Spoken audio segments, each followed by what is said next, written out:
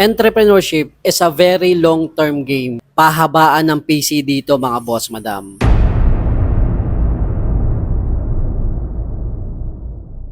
Darating ang araw mga boss madam na lahat ng effort at pagod mo, failure lang ang babalik sa'yo.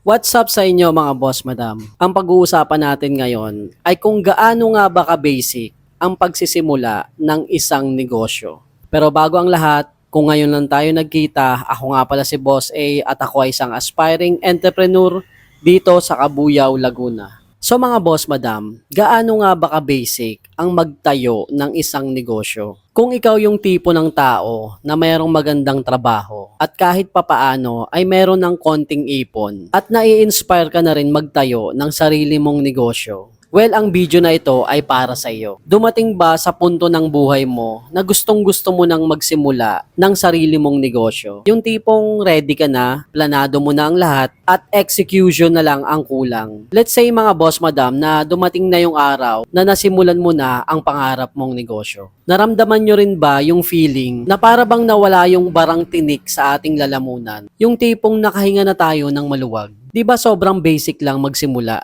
ng isang negosyo? Ang kailangan mo lang palang gawin ay magdesisyon ka na mag-execute dito. Well mga boss madam, sa sobrang basic magsimula ng isang negosyo, ay kabaliktaran nito kung gaano kahirap ng pag-maintain nito. Well, hindi ko kayo tinatakot mga boss madam. Sa una ay maganda ang flow ng negosyong naitayo mo. Maraming benta, maraming customer, yung feeling ba na parang na-fulfill mo na yung mission mo sa pagninegosyo. Pero darating ang araw, buwan at taon na magkakaroon ka ng kutakot-takot na problema dito. Dahil yan ang realidad sa buhay pagnenegosyo. Kung ikaw yung tipo ng tao na first timer sa pagnenegosyo, ay darating ang panahon na malulugi ka at magfe-fail ka dito. Again mga boss madam, hindi sa tinatakot ko kayo. Bukod sa na-experience ko ito, ay marami ding taong nagpatunay na sobrang dami mo talagang mararanasang pagkakamali dito. Dahil ang katotohanan mga boss madam ay walang perfect formula pagdating sa pagninegosyo. Darating ang araw mga boss madam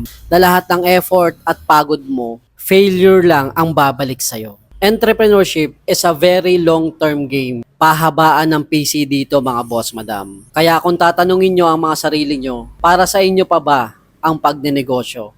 O baka naman na-inspire lang kayo sa mga nakikita nyong motivational speaker sa internet na puro success ang ipinapakita dito. Kung natapos nyo ang video na ito, ay malamang magtatanong na talaga kayo sa inyong mga sarili.